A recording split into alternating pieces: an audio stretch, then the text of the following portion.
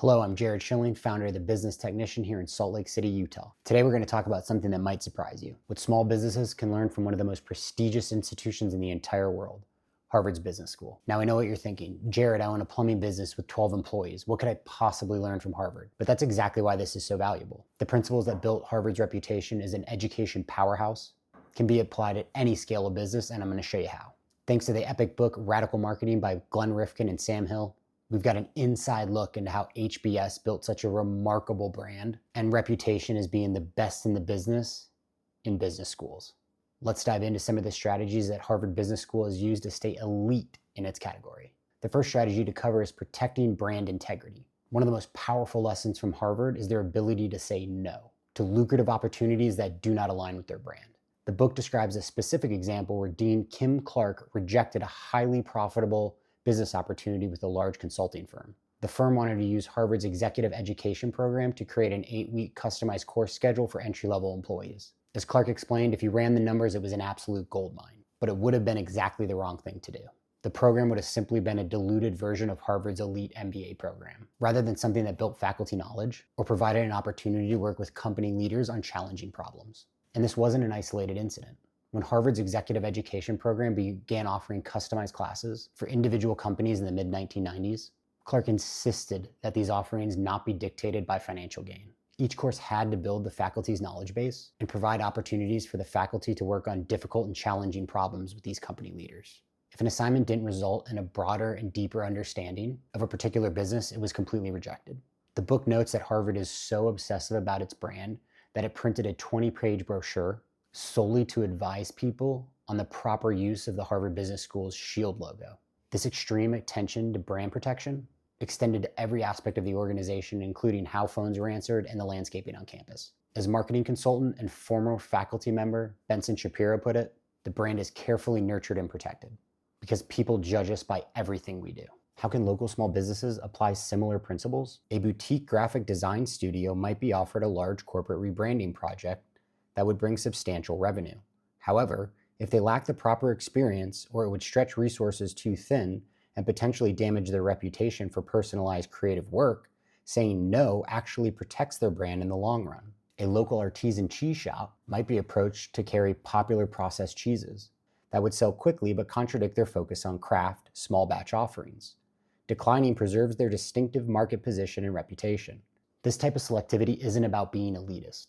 It's about understanding what you do best and protecting your brand integrity at all costs. Small businesses often feel they need to take every opportunity, but strategic refusals can actually strengthen your position in the marketplace. The second radical marketing strategy is about understanding your customer base. Harvard doesn't just graduate students, they meticulously track their 90,000 plus alumni, following their careers, earning power, and connections.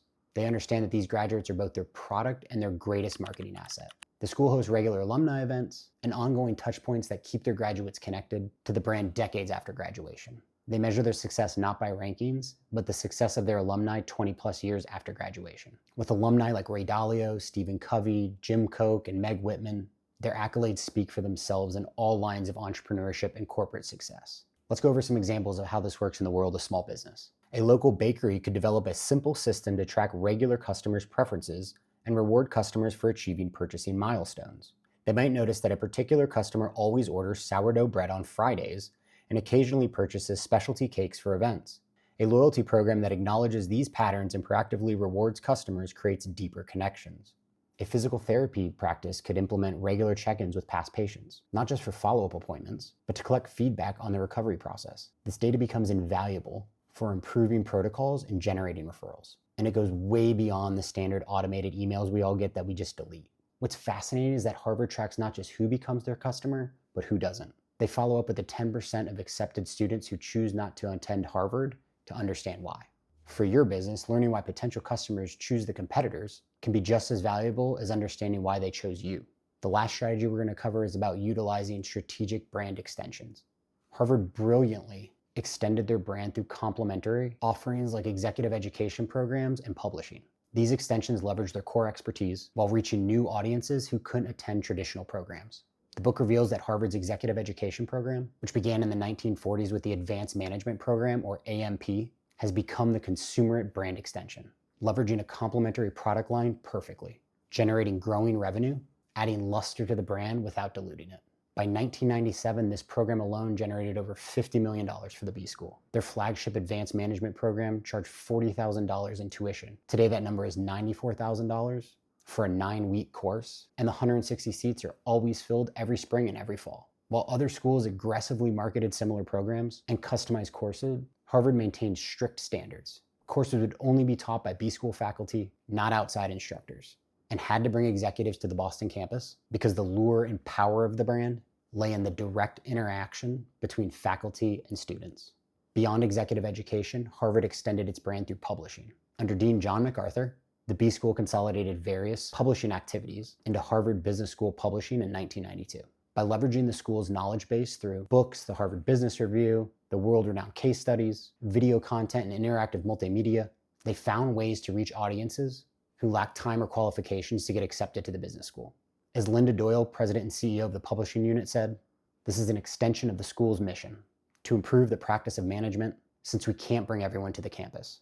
We can extend the brand to places where they work and into their own homes." How can small businesses apply similar ideas? A successful local florist could create do-it-yourself flower arrangement kits that extend their reach beyond traditional bouquet customers. Something similar to paint by numbers. These kits would showcase the same design principles and quality flowers, but in a format that customers can experience at home.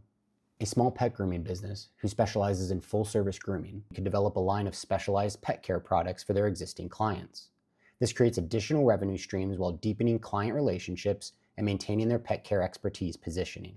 This product line could grow to be sold nationally or eventually even worldwide. The key is to choose extensions that leverage your unique strengths and enhance your reputation rather than confusing it. Your expansion should feel like natural evolutions to your customers. What makes all these lessons from Harvard Business School so valuable is that they focus on fundamentals that work at any scale. Clear mission, deep customer understanding, protected brand integrity, and strategic expansion are principles that create sustainable businesses. While Harvard operates on a massive scale with huge resources, the principles that built their brand can be implemented by a salon with 7 stylists or a plumbing company with 8 employees. Remember, building a valuable brand isn't about size. It's about clarity, consistency, and connection with your customers. Start with one principle from today's video. Implement it systematically and watch how it transforms your business. If you found this video helpful and want to stay up to date on new videos being released, please hit that subscribe button. Thanks for watching. I'm Jarrod Schilling with The Business Technician, helping skilled practitioners become successful business owners through systems that serve their vision, teams, and clients.